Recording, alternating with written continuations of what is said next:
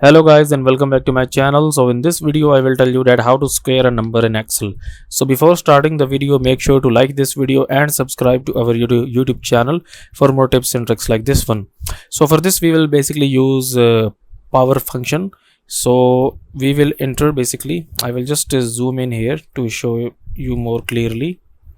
We will enter here equal to, and then we will enter here power, and then basically first of all you have to enter a number of which you want the square. Okay, let's suppose if I want the square of 4, so I will just type 4 here, and then you will type 2. So 2 means square. Okay, and then when we will click on the next cell here, you can see that 4 fours are 16.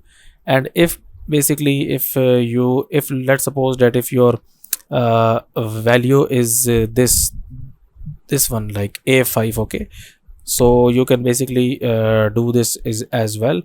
Okay, if you want to basically get this get the square of 5, so you will do this equal to, then power here, then 5 is in basically a5, so you will give a reference of a5, and then 2 is the square, and like this one.